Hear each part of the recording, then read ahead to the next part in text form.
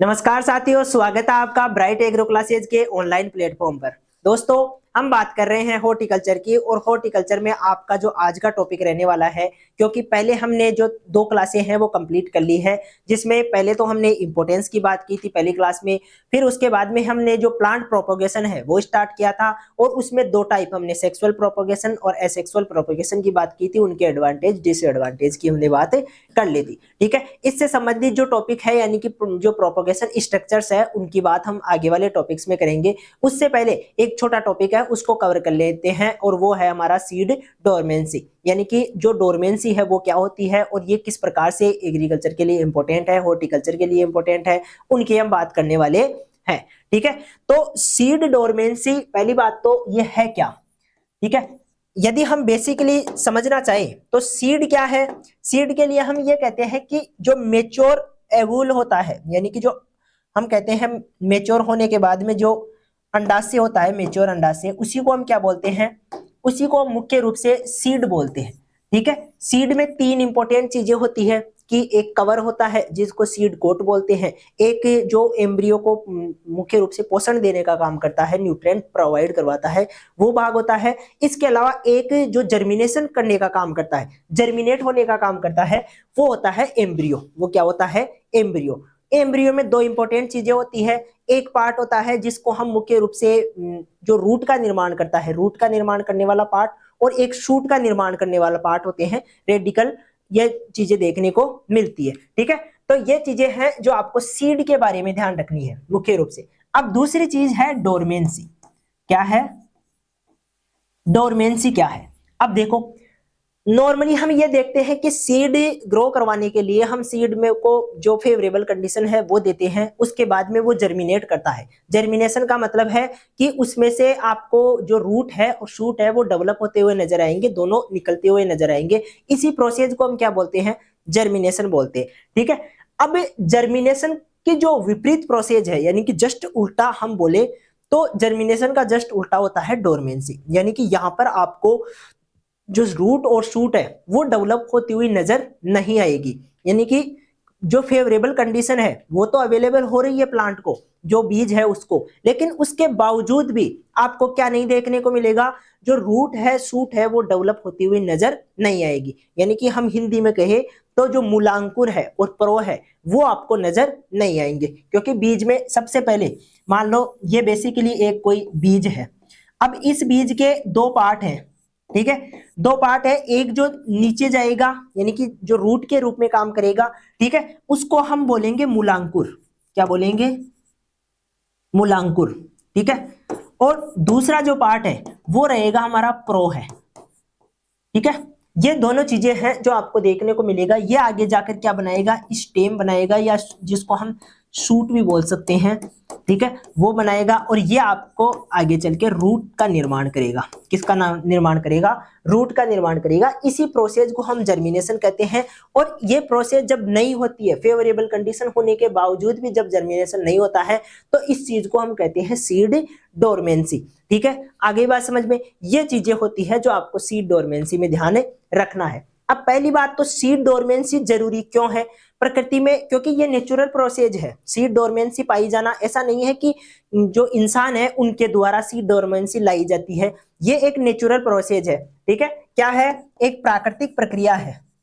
अब ऐसा क्यों होता है, ऐसा इसलिए होता है दोस्तों, इसका इंपोर्टेंस क्या है। यदि हम महत्व की बात करें, इंपोर्टेंस की बात करें, तो सीड डोरमेंसी का या बीज सुसुप्त अवस्था का क्या इंपोर्टेंस है, इसकी बात करें तो हम कहेंगे कि बीज को सरवाइव करवाने के लिए या नेक्स्ट जनरेशन बनाने के लिए ये होना जरूरी है। अब क्यों होना जरूरी है, मान लो कोई प्लांट है और इस पर सीड जो जर्मिनेट हुआ, जो सीड बना है, वो ऐसे मौसम में बना है जो आने वाला जो मौसम है। क्योंकि जब हम क्रॉप की बात करते हैं, मुख्य रूप से जब हम क्रॉप्स की बात करते हैं, तब हम कहते हैं कि जो ग्रो करने वाला सीजन है, जब हम उगाते हैं क्रॉप्स को, उगाते हैं उस टाइम का टाइमिंग, और जब हम क्रॉप्स को हार्वेस्ट करते हैं यानी कि उनकी कटाई करते हैं, जब क्रॉप्स की कटाई करते हैं, तो ये दोनों जो आपको टाइमिंग देखने को मिलेगी, यानी कि क्लाइमेटिक कंडीशन देखने को मिलेगी।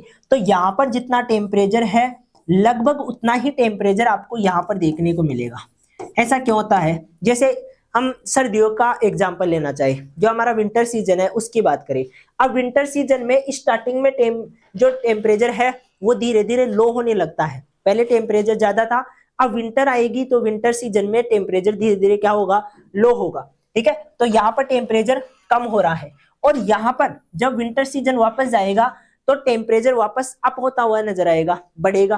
तो एक कंडीशन ऐसी होगी जहां पर टेम्परेचर यहाँ और यहाँ सेम, लगभग सेम सा होगा। तो इस कंडीशन में जो बीज हम डाल रहे थे वो उग रहा है, और इस कंडीशन में बीज जर्मिनेट नहीं हो रहा है। ठीक है, बाकी जो क्लाइमेटिक कंडीशन है वो दोनों की सेम है, लेकिन जर्मिनेशन फिर भी नहीं हो रहा है। इसी चीज को हम क्या बोलते हैं? डोरमेंसी बोलते हैं। और ये इसलिए हो रही है क्योंकि ये जो, यदि यहाँ पर मान लो इस टाइम पे सीड जर्मिनेट कर जाए, इस टाइम पे सीड जर्मिनेट कर जाए, तो अगले वाला जो सीजन आएगा वो कौन सा रहेगा? मुख्य रूप से गर्मियां रहेगी। ठीक है, अब गर्मियां रहेगी तो गर्मियों में वो पौधा क्या नहीं कर पाएगा? सरवाइव नहीं कर पाएगा। जो हमारा आने वाला सीजन है उसमें वो पौधा क्या नहीं कर पाएगा? सरवाइव नहीं कर पाएगा। ऐसा इसलिए होगा क्योंकि उसकी क्लाइमेटिक कंडीशन कैसी होनी चाहिए? वो शीत ऋतु का पौधा है, ठंडी जलवायु का पौधा है, तो उसकी क्लाइमेटिक कंडीशन ठंडी होनी चाहिए। लेकिन इसके बाद में जो आएगी वो गर्मियां आएगी, तो पौधा पहले से ही बीज में ऐसी प्रक्रियाएं डाल के, ऐसी प्रोसेस करके भेजता है जिससे वो एक सीजन, दो सीजन निकाल सके। ठीक है, डोरमेंसी में रहकर एक दो सीजन निकाल सके, उसके बाद में जर्मिनेट करे। यदि दो सीजन निकल जाएंगे तो दोबारा से सर्दियां आएगी और दोबारा से पौधा क्या हो जाएगा? जर्मिनेट हो जाएगा। तो ये पौधे में नेचुरली पाई जाने वाली एक प्रोसेस है जिसके थ्रू वो जो अपनी जनरेशन है उसको बढ़ाने का काम करता है, उसको खत्म होने से बचाता है। अगर ऐसा लगातार होता रहा कि पौधे से जो बीज है वो निकलेंगे और जैसे ही क्लाइमेटिक कंडीशन मिलेगी सुटेबल, और वो दोबारा से जर्मिनेट कर जाएगा, और जो फेवरेबल क्लाइमेट है आगे नहीं मिलने के कारण वो नष्ट हो जाएगा। और ऐसा लगातार हो जाने की वजह से धीरे धीरे ये पूरी स्पीसीज ही क्या हो जाएगी? नष्ट हो जाएगी। तो ये प्रक्रिया इसलिए होना जरूरी है ताकि स्पीसीज बची रहे, वो लगातार ग्रो करता रहे। तो इसके कारण क्या होता है? ये प्रक्रिया देखने को मिलती है। सभी चीजों में जर्मिनेशन आपको इसी वजह से देखने को मिलेगा, क्योंकि जो जिस सीजन में सीड बनते हैं और मेच्योर होते हैं उससे अगला सीजन उनके लिए फेवरेबल नहीं होता है, और उस अनफेवरेबल सीजन से बचाने के लिए ही क्या करता है? सीड जर्मिनेट नहीं होता है, इसलिए डोरमेंसी पाई जाती है। तो मुख्य रूप से हम क्या कहेंगे? स्पीसीज बनी रहे, जो स्पीसीज है वो बनी रहे, लंबे समय तक जीवित रहे, जो उगती रहे, इसके लिए क्या है? डोरमेंसी जरूरी है। ये डोरमेंसी का इंपॉर्टेंस है। लेकिन अब क्या हो गया है? अब एग्रीकल्चर एडवांस हो गई है। हम क्या करते हैं? प्रोटेक्टेड कल्टीवेशन करते हैं, यानी कि चारों ओर से टेम्परेचर को प्रोटेक्ट करके हम पौधे को बचा सकते हैं। पहले की क्लाइमेटिक कंडीशन अलग थी, यानी कि पहले ऐसा हो रहा था कि पौधे नेचुरली ग्रो हो रहे थे, लेकिन अब हम क्या करते हैं? उनको प्रोटेक्ट करते हैं, प्रोटेक्टिव कल्टीवेशन करते हैं। अब क्या करते हैं? जैसे ग्रीन हाउस हो गए, पॉली हाउस हो गए, ये ऐसी चीजें हैं जो आपको बाहर के एनवायरनमेंट से अलग एनवायरनमेंट देती है पौधे को। अब हमको क्या करना है? जो ऑफ सीजन है उसमें भी क्या करना है? उगाना है। ऑफ सीजन में भी पौधों को उगाना है। अब ऑफ सीजन में पौधों को उगाने के लिए जरूरी है इनकी डोरमेंसी को हटाना। क्या जरूरी है? डोरमेंसी को हटाना, क्योंकि हमें चाहिए ऑफ सीजन में पौधे, ताकि उनकी वैल्यू, मार्केट वैल्यू हमें ज्यादा मिल सके और हम प्रॉफिट कमा सके। तो ऑफ सीजन में जाने के लिए हमें क्या करना पड़ेगा? डोरमेंसी को हटाना पड़ेगा। और डोरमेंसी को हटाने के लिए जरूरी है कि पहले समझना पड़ेगा कि डोरमेंसी आ किसकी वजह से रही है। ठीक है, तो सबसे पहले देखते हैं कि डोरमेंसी के कारक क्या है, कि किस किस कारण से डोरमेंसी आपको देखने को मिल सकती है। तो जो सीड डोरमेंसी है, मुख्य रूप से बीज की जो सुसुप्त अवस्था है, सीड डोरमेंसी जो आपको देखने को मिलेगी वो दो कारणों से देखने को मिलेगी। कितने कारणों से? दो कारणों से देखने को मिलेगी। पहला कारण तो हमारा रहेगा कि एक्सोजीनस से कोई भी बाह्य कारक, ठीक है, हम क्या बोलेंगे? बाह्य कारक। ठीक है, दूसरा रहेगा आंतरिक कारक।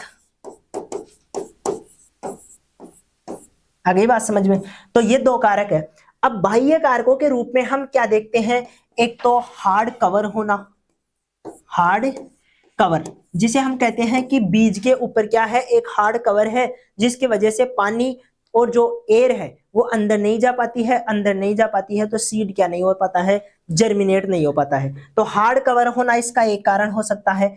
इसके अलावा उस बीज में जो बीज पत्र है या कोई और ऐसी संरचना है जो पानी को अंदर जाने से, नमी को अंदर जाने से रोक रही है, तो उस प्रकार की चीजों को हम क्या बोलते हैं, वो भी इसी में बाह्य कारकों में आते हैं। कुछ केमिकल्स होते हैं, ठीक है, कुछ केमिकल्स होते हैं जो जर्मिनेशन होने से रोकते हैं, तो वो भी बाह्य कारक में ही आते हैं। तो आंतरिक कारक में कौन कौन से आते हैं, आंतरिक कारक में आते हैं मुख्य रूप से भ्रूण, जो एम्ब्रियो होता है वो इसका क्या होता है, एक मेन फैक्टर होता है, क्योंकि जिस टाइम पे सीड मेच्योर हो रहा होता है या मेच्योर हो चुका होता है, उसके बाद में भी उसका अंदर का जो भ्रूण है, एम्ब्रियो है, वो क्या नहीं हो पाता है, पूर्ण रूप से डेवलप नहीं हो पाता है।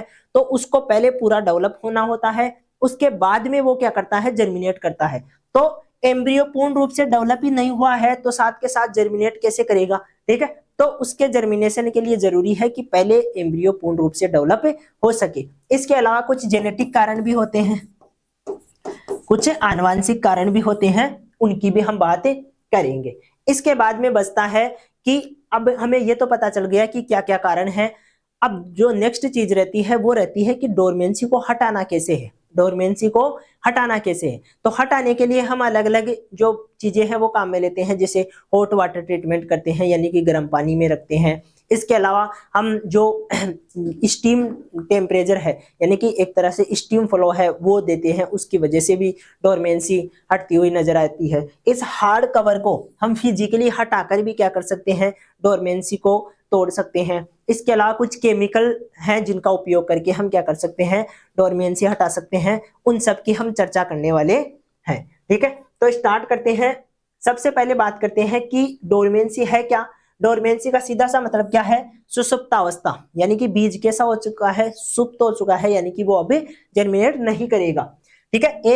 एक स्थिति है जहां बीज अंकुरित नहीं होते हैं, जबकि पर्यावरणीय स्थितियां, पानी, तापमान, हवा अंकुरण के लिए अनुकूल होते हैं। ये सारी चीजें तो अनुकूल होती है, ठीक है, लेकिन फिर भी क्या नहीं होता है, जर्मिनेशन नहीं होता है। इसका कारण क्या है, इसका कारण डोरमेंसी है, जो कि उसमें नेचुरली पाई जाती है, ठीक है।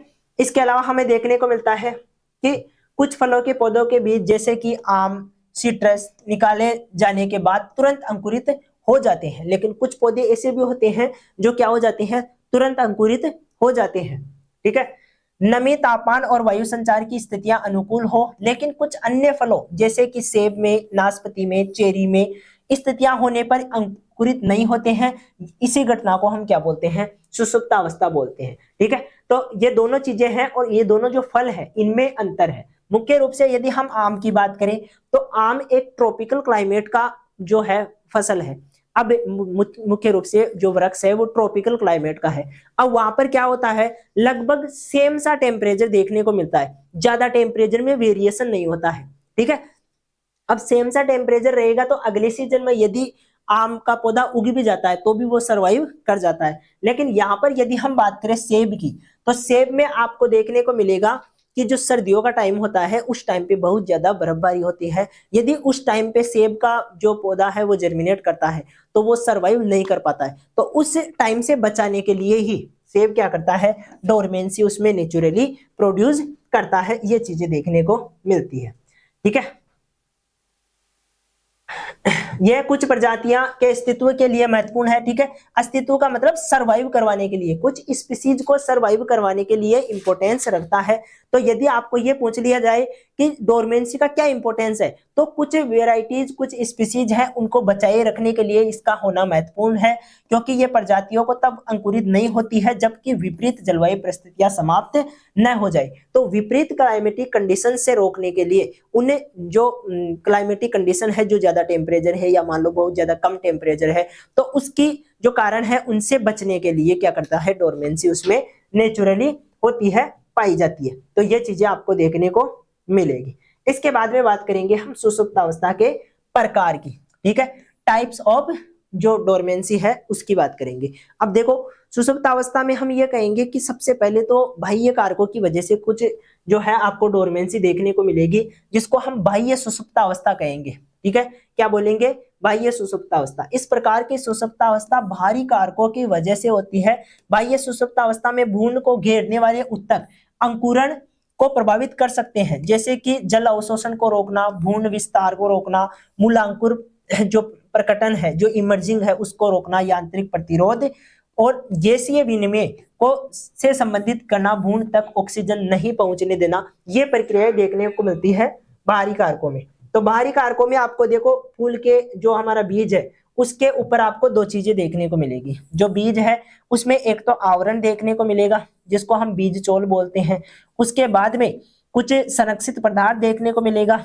जिसको इमरजेंसी में जो एम्ब्रियो है उसको फूड मिलता है जब वो जर्मिनेट करता है तब, और अंदर क्या देखने को मिलेगा, एम्ब्रियो देखने को मिलेगा। ठीक है, तो एम्ब्रियो के अतिरिक्त जो ये बाह्य पदार्थ है, चाहे वो आवरण हो, ठीक है, इसके अलावा इसमें भरे हुए चाहे ये उत्तक हो, ये सभी क्या होते हैं, ये सभी यदि किसी प्रकार से जो जर्मिनेशन है उसको प्रभावित करते हैं तो इस प्रकार की चीजों को हम बाह्य सुषुप्तावस्था कहते हैं। बाह्य कारकों की वजह से, जो एम्ब्रियो के बाहर वाले कारक है उनकी वजह से ये क्या कर सकते हैं, पानी को अंदर जाने से रोक सकते हैं, जो वाटर है उसकी एंट्री को रोक सकते हैं, जो हवा है, एयर है, उसकी एंट्री को रोक सकते हैं। तो इन दोनों की वजह से क्या होगा, आपको जर्मिनेशन नहीं देखने को मिलेगा। ठीक है, तो ये एक कारण हो सकता है। इसके बाद में हम बात करें, इसमें जो मुख्य चीजें जो प्रभावित करने वाले कारक हैं उनमें सबसे पहले है भौतिक सुषुप्तावस्था, क्योंकि बाह्य सुषुप्तावस्था को भी फिर हमने आगे क्या कर दिया, अलग अलग भागों में बांट दिया, जिसमें सबसे पहले आती है फिजिकल डोरमेंसी। बीज आवरण सुषुप्तावस्था बीज आवरण या बीज कवच, जो ऊपर वाला कवर होता है, के निर्जलीकरण और पकने के दौरान कठोर रेशेदार चिपचिपा बन जाते हैं, जिससे ये पानी और गैसों के अवैध यानी कि अंदर जाने से रोकता है। तो इसमें क्या होता है, जो भौतिक अवस्था होती है, सुषुप्तावस्था होती है, इसमें सबसे ऊपर वाला जो कवर है जिसको हम बीजचोल बोलते हैं, वो कवर, उस कवर की वजह से, बीज कवच की वजह से क्या होगा, न पानी अंदर जा पाएगा और न गैसें अंदर जा पाएगी, जिसकी वजह से क्या हो जाएगा, जो प्रक्रिया है वो धीरे हो जाएगी और आपको जर्मिनेशन नहीं देखने को मिलेगा, डोरमेंसी इसकी वजह से देखने को मिलेगी। इससे अंकुरण शुरू होने वाली शारीरिक प्रक्रियाएं रुक जाती है, जो प्रक्रियाएं अंकुरण को प्रारंभ करती है वो रुक जाती है। इस प्रकार की चीजें आपको जैतून में, आड़ू में, खुबानी में, चेरी में ये देखने को मिलते हैं। ठीक है, ये इसके मुख्य रूप से एग्जाम्पल है। इसके बाद में बाह्य में दूसरी चीज आती है यांत्रिक कारक। ठीक है, यांत्रिक सुषुप्तावस्था बोलेंगे तो ये मैकेनिकल जो डोरमेंसी है वो है, कुछ फलों में बीज कवच मूलांकुर वृद्धि को सीमित करता है। ठीक है, यहाँ पर आपको बीज कवच की वजह से जो पानी और एयर है वो तो जाते हुए नजर आएगी, वो तो चली जाएंगी, लेकिन ये क्या करेगी, जो मूलांकुर है, जो रेडिकल होता है जिसकी वजह से आगे चल के जो रूट है उसका निर्माण होता है, तो उसको कम कर देती है, उसको रोक देती है, जिससे बीज निष्क्रिय रहते हैं। कुछ बीज कवच संरचनाएं जैसे कि अखरोट के खोल और जैतून के बीज इतने मजबूत होते हैं कि निष्क्रिय भ्रूण को अंकुरण के दौरान विकसित होने नहीं देते हैं। तो जो भ्रूण है वो बाहर नहीं आ पाता है, जर्मिनेशन तो उनमें स्टार्ट हो जाता है लेकिन भ्रूण बाहर नहीं आ पाता है, पूर्ण रूप से बाहर नहीं निकल पाता है। ठीक है, इस प्रकार की प्रक्रियाओं को हम क्या बोलेंगे, यांत्रिक सुषुप्तावस्था। इसको क्या बोलेंगे, यांत्रिक सुषुप्तावस्था हम कहेंगे। तो दो चीजें हैं, एक तो यांत्रिक सुषुप्तावस्था और दूसरा हम कह रहे हैं जो कवच की वजह से हो रही है। ठीक है, वो चीजें देखने को मिलती है। आगे बात करते हैं केमिकल डोरमेंसी। यहां पर आपको केमिकल की वजह से डोरमेंसी देखने को मिलेगी। ठीक है, और केमिकल्स में आपको दो तीन चीजें ध्यान रखनी है, एक तो फिनॉल, ठीक है, इसके अलावा कोमेरिन और एब्सिसिक एसिड, ये तीन केमिकल्स हैं जो पौधे में संरक्षित रहते हैं, यानी कि पौधे में उपस्थित रहते हैं, और ये कुछ समय के लिए बीज की डोरमेंसी को यानी कि जर्मिनेशन को रोकते हैं और डोरमेंसी को बढ़ाते हैं। ठीक है, तो जर्मिनेशन को रोकने का काम कौन कर रहे हैं, फिनॉल कर रहे हैं, एब्सिसिक एसिड कर रहा है। ये इंपॉर्टेंट है, जो क्या कर रहे हैं, इंपॉर्टेंट केमिकल है जो मुख्य रूप से बीज संग्रहण के समय बनते हैं, बीज में ही रहते हैं और बीजों को अंकुरित होने से रोकते हैं। तो ये तीन चीजें हैं जो हमने किसमें पढ़ी, जो बाह्य सुषुप्तावस्था है उसमें पढ़ी। अब हम बात करते हैं एंडोजीनस डोरमेंसी, आंतरिक सुषुप्तावस्था की। ठीक है, इसमें क्या क्या चीजें हैं, इस प्रकार की सुषुप्तावस्था परिपक्वता के समय पर अविकसित भ्रूण के कारण होती है। ठीक है, परिपक्वता के समय जो भ्रूण है, क्योंकि जब हम एंडोजीनस सुषुप्तावस्था की बात करते हैं तो दो चीजें थी, हमने कहा कि एक तो बीज के बाहर आपको ये कवर देखने को मिल रहा है। इसके अलावा यहाँ पर आपको संरक्षित खाद्य पदार्थ देखने को मिल रहा है और अंदर एम्ब्रियो देखने को मिल रहा है। तो इस एम्ब्रियो की वजह से जब आपको डोरमेंसी देखने को मिलती है, एम्ब्रियो की वजह से जब आपको डोरमेंसी देखने को मिलती है, उसको हम कहते हैं आंतरिक डोरमेंसी। क्या बोलेंगे? आंतरिक सुषुप्ता अवस्था। ठीक है, तो भ्रूण में अविकसित भ्रूण की वजह से पूर्ण रूप से डेवलप ही नहीं हुआ।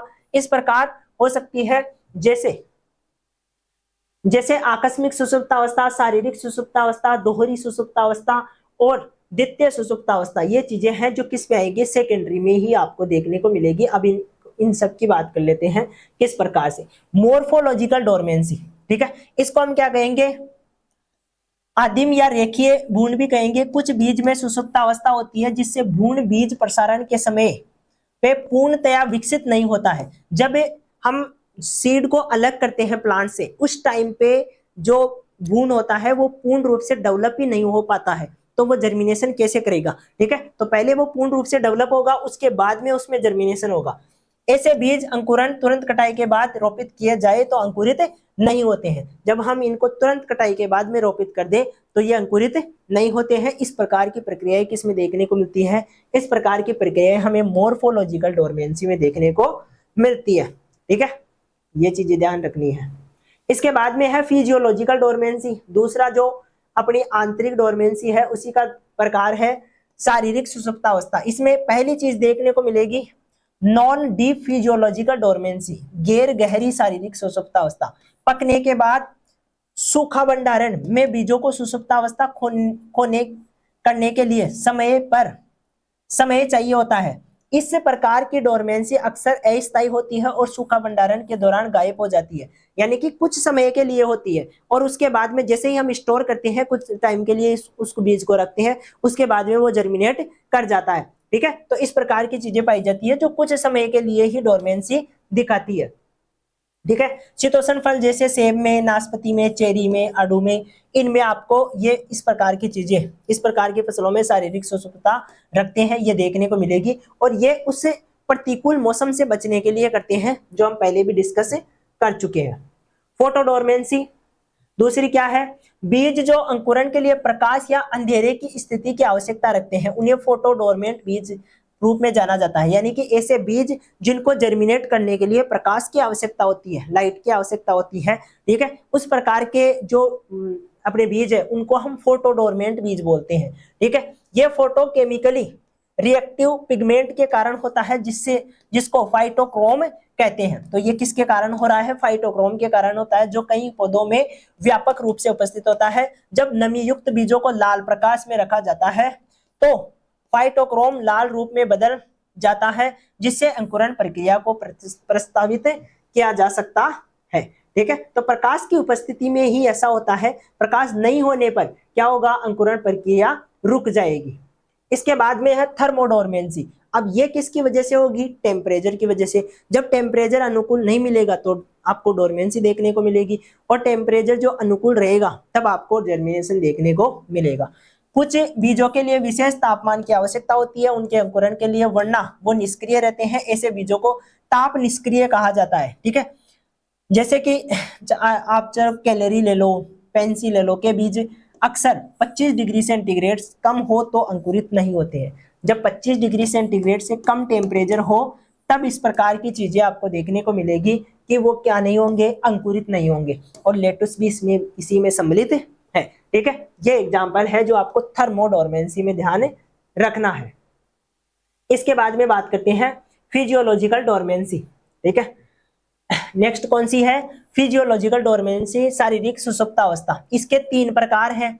शारीरिक सुषुप्तावस्था के कितने प्रकार है? 3 प्रकार। इंटरमीडिएट फिजियोलॉजिकल डोरमेंसी, कुछ प्रजातियों के बीज जब वो अवशोषित और वायुयुक्त स्थितियों में होते हैं तो उन्हें 1 से 3 महीने का शीतलन अवधि चाहिए होती है, जिससे नम शीतलन कहते हैं। जैसे ज्यादातर शीतोष्ण फलों को बीज सुषुप्तावस्था दूर करने के लिए नम शीतलन की जरूरत होती है, यानी कि इनको एक फिक्स टाइम होता है 3 महीने का लगभग, उसमें आपको जो चिलिंग पीरियड है, यानी कि एक जो चिल्ड टेम्परेचर है उसकी आवश्यकता होती है। और यह आपको देखने को मिलेगा मुख्य रूप से किसमें? सेब में देखने को मिलेगा। ठीक है, क्योंकि हम जानते हैं कि सेब जैसे ही सर्दियां आएगी उस टाइम पे सेब में आपको मुख्य रूप से क्या देखने को मिलेगा, जो सेब का प्लांट होता है उसमें भी डोरमेंसी देखने को मिलती है, यानी कि पत्तियां वत्तियां झड़ जाती है सारी और सिर्फ पौधा ही खड़ा रहता है। उसके बाद में आपको वहां पौधों में जो बीज है वहां पर जर्मिनेशन भी नहीं देखने को मिलेगा। ठीक है, तो वो प्रक्रिया होती है जिसको हम इंटरमीडिएट फिजियोलॉजिकल डोरमेंसी बोल रहे हैं। इसको चिलिंग पीरियड बोलते हैं और ये कितना रहता है, 2 से लेकर 7 डिग्री सेंटीग्रेड 3 से लेकर 6 माह तक, 3 से लेकर 6 माह तक इसको क्या करते हैं हम ऐसे कंडीशन में रखते हैं, बक्सों में रखते हैं। ठीक है, इसके बाद में है डीप फिजियोलॉजिकल डोरमेंसी। तो ये चीजें हैं जो आपको ध्यान रखनी है, क्योंकि काफी ज्यादा इसको और आगे क्लासिफाई कर दिया गया है। यदि आप इसको और ज्यादा पढ़ना चाहो तो पढ़ सकते हो, बाकी ये नॉर्मल चीजें हैं जिनको आप एक बार देख भी सकते हो, मतलब पढ़कर छोड़ भी सकते हो। मुख्य रूप से हमारी जो डोरमेंसी है वो 2 ही प्रकार की है, एक हम जो बाह्य डोरमेंसी है उसकी बात कर रहे हैं और दूसरा हम आंतरिक डोरमेंसी की बात कर रहे हैं, और उसमें एक एक 2 टाइप है जो आपको ध्यान में रखने हैं। डीप, ठीक है, डीप फिजियोलॉजिकल डोरमेंसी की बात करें तो गहरी शारीरिक सुषुप्तावस्था ऐसे बीजों को सुषुप्तावस्था मुक्त करने के लिए अपेक्षाकृत लंबी लगभग 8 वीक से ज्यादा अवधि की नम शीतलन स्थलीकरण की जरूरत होती है। ठीक है, इसका मतलब क्या हुआ, नम का मतलब मॉइस्चर भी होनी चाहिए और शीतलन यानी कि ठंडा टेम्परेचर भी होना चाहिए, दोनों चीजें मिलेगी तभी वो क्या करेंगे, जर्मिनेट कर पाएंगे, नहीं तो जर्मिनेट नहीं करेंगे। ठीक है, एपिकोटाइल सुषुप्तावस्था की बात करें तो ऐसे बीजों में मूलांकुर, हाइपोकोटिल और एपिकोटाइल के अलग अलग सुषुप्तावस्था की स्थिति होती है जिन्हें एपिकोटाइल डोरमेंसी कहते हैं। जैसे कि जो हेपेटिका है उसमें आपको देखने को मिलेगा। ये चीजें हैं जो आपको ध्यान में रखनी है। डबल डोरमेंसी की बात करें, कुछ प्रजातियों के बीच में कठोर बीज आवरण और निष्क्रिय भ्रूण की वजह से सुषुप्तावस्था देखने को मिलती है, यानी कि 2 चीजें, एक तो कठोर आवरण भी है, दूसरा निष्क्रिय भ्रूण भी है। तो दोनों की वजह से जब आपको डोरमेंसी देखने को मिलती है तो इसको हम डबल डोरमेंसी कहते हैं। इसमें ज्यादा कुछ आपको ध्यान में नहीं रखना है। सेकेंडरी डोरमेंसी, इसमें भी आपको मुख्य रूप से थर्मोडोरमेंसी, कंडीशन डोरमेंसी ये चीजें देखने को मिलती है, और इनका एडवांटेज वही है कि जो प्रतिकूल मौसम है उससे बचने के लिए बीज ऐसा करते हैं। इसके बाद में हम जो इंपॉर्टेंट चीज है वो यहां से पढ़ते हैं। यहां से हम बात करेंगे कि बीजों को हम किस प्रकार से दोबारा से या ऑफ सीजन में भी हम उनको उगा सकते हैं, यानी कि डोरमेंसी को रिमूव करने के उपाय क्या क्या है, डोरमेंसी को हटाने के कौन कौन से उपाय हैं उनकी हम चर्चा करते हैं। ठीक है, सबसे पहले हम बात करते हैं बीजों को, जो अपनी डोरमेंसी है उसको हटाने के लिए बीज आवरण को मुलायम करना। जो कठोर बीज आवरण है उसको हम क्या करेंगे, किसी भी प्रकार से मुलायम कर सकते हैं। अब मुलायम करने की अलग अलग प्रक्रियाएं हैं जिनकी हम बात करेंगे। सबसे पहले बीजों को हम स्केरिफिकेशन के माध्यम से क्या कर सकते हैं, मुलायम कर सकते हैं। अब स्केरिफिकेशन क्या होता है उसकी बात करते हैं। ठीक है, स्केरिफिकेशन एक प्रक्रिया है जिसमें बीज आवरण को तोड़ना, खरोचना, मशीन से बदलना या मुलायम करना होता है। ठीक है, ये सारी प्रक्रिया करते हैं। हम तोड़ सकते हैं, उसको रगड़ कर खरोच सकते हैं। ठीक है, इसके अलावा उसको मुलायम बना सकते हैं ताकि वो पानी और गैस के लिए पारगम्य हो जाए। और स्केरिफिकेशन उपचार 3 सामान्य तरीकों से होता है जिनमें यांत्रिक, रासायनिक और गर्म पानी से उपचार किया जाता है। तो स्केरिफिकेशन में क्या करते हैं, किसी भी प्रकार से हम या तो जो सीड कोट है उसको हटाएंगे, चाहे तोड़कर हटाना हो, या उसको मुलायम बनाएंगे जिससे क्या हो, पानी और जो एयर है वो अंदर जा सके। और इसके लिए हम यांत्रिक विधियां, रासायनिक विधियां और जो नम गर्म पानी है उसका इस्तेमाल करते हैं। मैकेनिकल स्केरिफिकेशन की बात करते हैं। सबसे पहले यह सरल और प्रभावी है अगर उपयुक्त उपकरण उपलब्ध हो तो। कठोर बीज आवरण को रेत कागज से रगड़कर चिपकाना, फाइल से काटना, ठीक है, हथौड़ी से क्रैक करना, तोड़ देना छोटे पैमाने में बड़े बीजों के लिए उपयोग किया जाता है। जो बड़े बीज हैं जिनमें कठोर आवरण है उनको हम इस माध्यम से अलग कर सकते हैं। बड़े पैमाने पर जब बहुत सारे बीज होते हैं तब हम यांत्रिक स्केरिफिकेशन का इस्तेमाल होता है। बीजों को ड्रम में गिराया जाता है, रेत कागज से लाइंड होते हैं और क्रिंकेट मिक्सर में जो मोटी रेत या बजरी से भरे होते हैं। रेत बजरी का आकार बीज से अलग होना चाहिए ताकि बाद में अलगाव आसान हो सके। तो बीज है और जो रेत है उनको आराम से मिक्स करके हम क्या करवाते हैं, रब करवाते हैं उनको। ठीक है, जिससे ऊपर वाला जो आपको वो देखने को मिलेगा, जो कठोर आवरण है वो टूटता हुआ नजर आएगा। इसके अलावा हम क्या कर सकते हैं, एसिड स्केरिफिकेशन। अब इसमें H2SO4 का उपयोग करते हैं और बीजों को हम H2SO4 से क्या करते हैं, उपचारित करते हैं, जिससे उनके ऊपर वाला जो कठोर आवरण है वो इस सल्फर की वजह से क्या हो जाता है, टूट जाता है। ठीक है, ये चीज देखने को मिलती है। और इसमें दे भी रखा है कि 10 kg से ज्यादा नहीं होना चाहिए ताकि बीज अनियंत्रित गर्मी से बच सके। तो एक साथ हम जो 10 kg है उससे ज्यादा बीज काम में नहीं लेंगे। ठीक है, उपचार में जब एक साथ काम में लेते हैं उस टाइम पे। ये मुख्य रूप से आपको देखने को मिलेगा कपास में, इनमें करते हैं ये मुख्य रूप से। इसके बाद में जो नेक्स्ट हमारा रहेगा वो रहेगा हॉट वाटर स्केरिफिकेशन। ठीक है, गर्म जल स्केरिफिकेशन। इसमें क्या करते हैं, एक तो पानी भी काम में लेंगे और दूसरा उसका टेम्परेचर ज्यादा रखेंगे। लगभग 77 से लेकर 100 डिग्री सेंटीग्रेड का जो टेम्परेचर है उसके पानी को काम में लेंगे और सोर्स को तुरंत हम क्या करेंगे, पानी में जैसे ही बीजों को डालेंगे उसके बाद में उसको गर्म करना बंद कर देंगे और धीरे धीरे उसको क्या होने देंगे, ठंडा होने देंगे।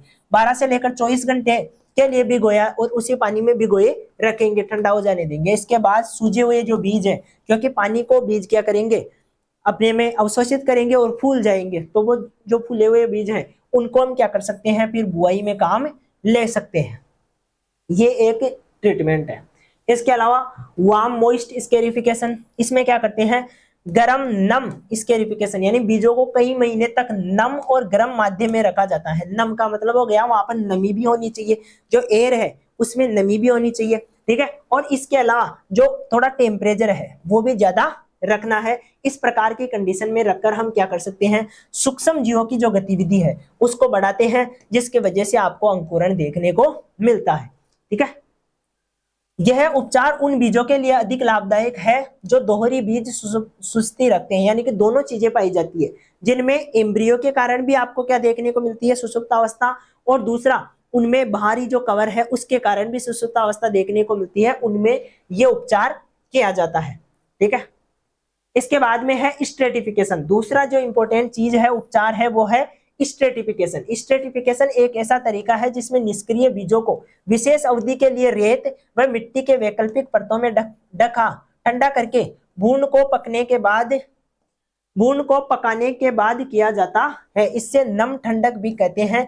ठीक है, ये किसके लिए किया जाएगा, जिनको जो भून है वो पूर्ण रूप से डेवलप नहीं हुआ है, तो भून को डेवलप करने के लिए वो टेम्परेचर देंगे जो उसके लिए जरूरी है। ठीक है, वो टेम्परेचर देकर उसको डेवलप कर लेंगे, उसके बाद में उसको बुआई के लिए काम लेंगे। हालांकि शीतोष्ण प्रजातियां जो एपिकोटाइल डोरमेंसी दिखाती है, अविकसित भूण जैसे ओलीज के लिए कई महीनों का गर्म स्ट्रेटिफिकेशन के बाद एक मोस्ट चिलिंग स्ट्रेटिफिकेशन की आवश्यकता होती है। ठीक है, इस प्रकार की चीजें इसमें की जाती है। तो स्ट्रेटिफिकेशन भी एक काफी इंपॉर्टेंट चीज है जो मुख्य रूप से इस्तेमाल किसके लिए की जाती है, मुख्य रूप से इस्तेमाल की जाती है भ्रूण के विकास के लिए, उसको पूरा डेवलप करने के लिए। ठीक है, आउटडोर स्ट्रेटिफिकेशन की बात करें तो अगर जो ठंडी जलवायु भंडारण सुविधाएं उपलब्ध नहीं है, जो पहले वाला हमारा पास सोर्स है वो यदि उपलब्ध नहीं है, तो आउटडोर स्ट्रेटिफिकेशन को गहरे गड्ढों में या उठाए गए से या में जो लकड़ी के फ्रेम से घिरे हुए होते हैं खुले खेत की स्थितियों में किया जा सकता है। खेत में भी उसको आउटडोर में भी किया जा सकता है। ये चीजें जब हम करते हैं तो उसको आउटडोर स्ट्रेटिफिकेशन कहते हैं। एक तो हम इंडोर में कर सकते हैं, यानी कि घर के अंदर या कोई स्टोर हाउस है वहां पे कर सकते हैं, और यदि वो अवेलेबल नहीं है तो हम आउटडोर खेत में भी इसको कर सकते हैं स्ट्रेटिफिकेशन की प्रक्रिया को। ठीक है, तो ये चीजें आपको ध्यान में रखना है। इसके अलावा फ्रिज का इस्तेमाल भी कर सकते हैं। फ्रिज मतलब ठंडा करने के लिए हम मुख्य रूप से जो रेफ्रिजरेटर होता है उसका इस्तेमाल भी हम कर सकते हैं। ये चीजें भी देखने को हमें मिलती है स्ट्रेटिफिकेशन में। ठीक है, और ये कुछ चीजें हैं जो आपको ध्यान रखनी है। शीतोष्ण फलों में बीज स्ट्रेटिफिकेशन की अवधि व अंकुरण पर प्रभाव, दोनों चीजें देखने को मिलेगी। यदि आप स्ट्रेटिफिकेशन अवधि जो मुख्य रूप से 70 से लेकर 75 के बीच में रखते हो तो आपको अंकुरण प्रतिशत भी देखने को मिलेगा 70 से लेकर 75। इसके अलावा जो सेब थी, ये तो कहता है उसमें 30 से लेकर 35 की अवधि रखनी है, और 90 से लेकर 95 जो है आपका अंकुरण प्रतिशत देखने को मिलेगा। तो ये अंकुरण परसेंट है, और ये स्ट्रेटिफिकेशन की जो अवधि है, टाइमिंग है, वो देखने को मिलेगी। ठीक है, ये हावर्स में दे रखी है मुख्य रूप से। घंटों में दे रखी है। तो ये चीजें थी जो आपका डोरमेंसी का टॉपिक था, उसको हमने मुख्य रूप से कवर किया है। डोरमेंसी में आपको एक तो इंपॉर्टेंट चीज ये ध्यान रखनी है कि डेफिनेशन क्या है, उसका इंपॉर्टेंस क्या है। उसके बाद में जो अगली चीज थी वो थी हमारा डोरमेंसी कितने प्रकार का होता है। उसमें हमने मुख्य रूप से दो प्रकार, एक बाह्य और एक आंतरिक, ये पढ़ा। और उसके बाद में स्केरिफिकेशन और स्ट्रेटिफिकेशन के अलग अलग जो उपाय हैं, जो डोरमेंसी हटाने के उपाय हैं, उनको डिस्कस किया है। उसमें आपको मुख्य रूप से जो स्केरिफिकेशन है उसमें हमने 3-4 चीजें डिस्कस की थी, वो इंपॉर्टेंट है। और जो स्ट्रेटिफिकेशन है उसमें आपको जो टेम्परेचर है, इसके अलावा जो नमी है, उनकी मुख्य रूप से बात की थी, तो उनको आपको ध्यान में रखना है। मिलेंगे नेक्स्ट क्लास में, जो आपका नेक्स्ट टॉपिक रहेगा उसको लेकर। तब तक के लिए धन्यवाद।